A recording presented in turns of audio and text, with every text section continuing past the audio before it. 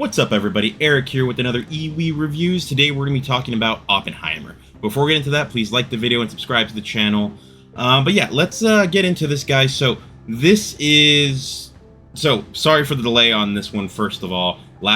For everyone else in the rest of the country, it was Barbenheimer time. However, for us in San Diego, we had Comic-Con, so I spent doing that last weekend, so I wasn't able to go watch the movie until Monday night. But I did get to watch it, so I want to give you guys my thoughts. So let's start off with title, of course, Oppenheimer. It's a biographical thriller film that released on July 21st, 2023, directed by Christopher Nolan. The cast includes Cillian Murphy, Emily Blunt, Matt Damon, and Robert Downey Jr. There's a bunch of other people, but I do not have time to list them all out and make this a timely review. This has a runtime of 180 minutes, and you guys know I do not like long movies that much, so that will come into play eventually. And I watched this on IMAX format. I wanted to watch a 70mm IMAX, however, the closest one to watch for me was in LA, and that was just not going to happen. This does not have a post-credit scene, and let me just tell you the small parts of the plot. So this is a movie that is going to talk about Robert Oppenheimer and his journey. It's a biopic thing, so a lot of times they might exaggerate some stuff and things like that, so some stuff might not be real for all I know. I don't know enough about the guy. So it's about him and first of his early days, then of the time of creating the atomic bomb, and then of the blowback and backlash of everything that happened after the atomic bomb had already been created.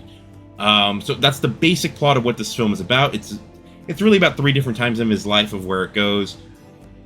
Let's actually now move into my spoiler-free thoughts. This movie, I'm just going to do spoiler-free. There's not going to be there's spoiler like usual.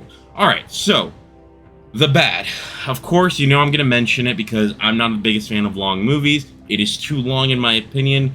There are many things in this movie that I think you could have cut out just because it feels like there's some parts that they have just because, some of the female characters, I feel like they just had them there, but they didn't really have much substance to them.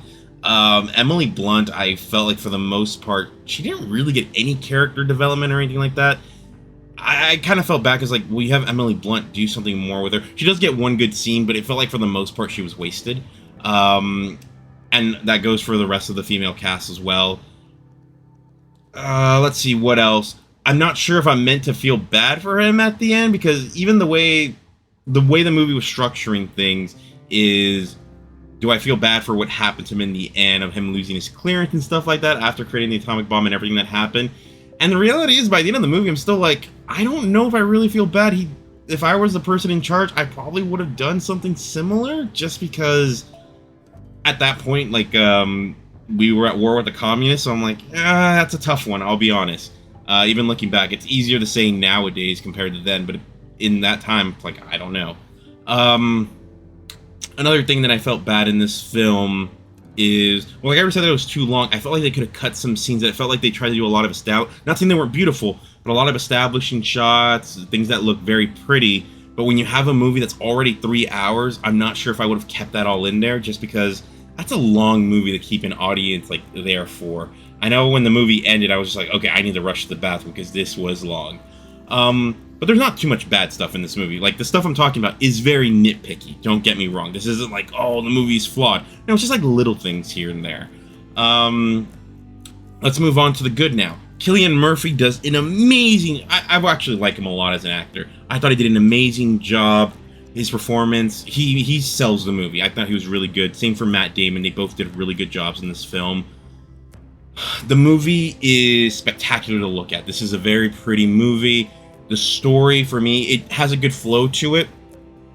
I did like how it was a drama that kept being okay, so what's going to happen next? What's going to happen next? Is there really a bad person in this story?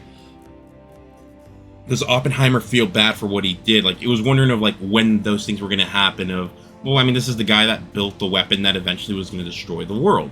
Or could destroy the world. And it's just, the way that they were putting that all together, I really enjoyed that.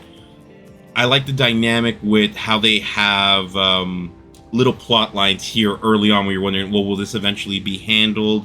And a lot of it is, so I really enjoyed that. There's really not much I can say that's bad about, like I already said, there's not that much bad. Good, the whole movie's pretty good.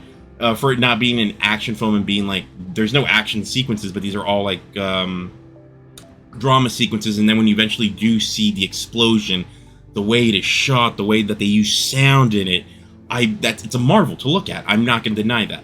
Like I said, the story was really good. I really enjoyed what they had here. I think Nolan's one of those like directors that he knows what he wants and he has his own style, and I really enjoy it.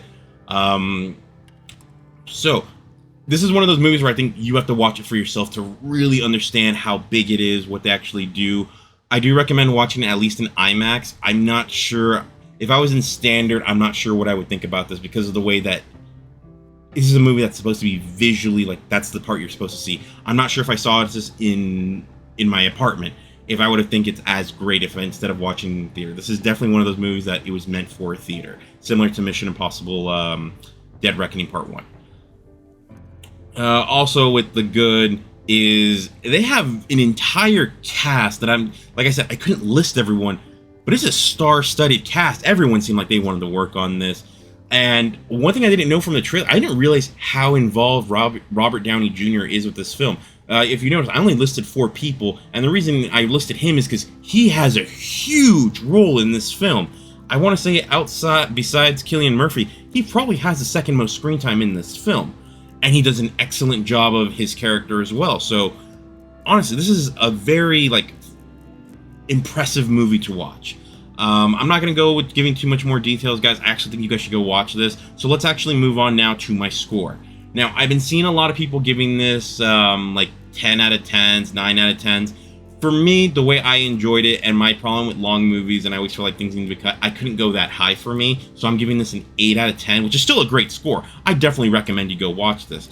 This is actually one of the few movies I'll say, don't even wait for this to come out on demand. No, go watch this in a theater. I think in a theater, this is the best experience to go watch it in, and that's usually how I feel about Christopher Nolan films. I want to say, like, Tenet, even though I want to say I would have enjoyed Tenet more if I watched it in a theater versus watching it at home. But I also don't know if that movie was any good really to begin with, just because the time travel mechanic and how it worked in that. But I digress.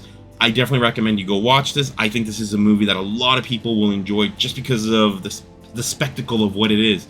This is a movie that makes sense to go watch in theaters. Other than that, I don't think I can say, like I said, there's not much negative about it. People are going to wonder why I didn't go higher. I didn't feel like I was amazed by it.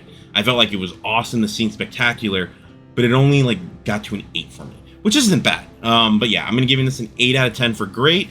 So for my next review, this is gonna be a crazy week. So you're getting Oppenheimer right now. Tomorrow you should be getting Barbie, and the hope is the day after that, maybe, put out Haunted Mansion. So this is gonna be a crazy week for me. So the next movie should be Barbie. After that, Haunted Mansion, and in between there somewhere should be the season finale of Secret Invasion. So yeah, guys, thanks for watching. Please like the video, subscribe to the channel, and let me know what you guys want me to review next. Let me know what you thought of the film. Do you guys think I'm not giving it the credit it deserves, being like a 9? Just let me know in the comments down below. But yeah, guys, thanks for watching, and I'll talk to you later. Bye.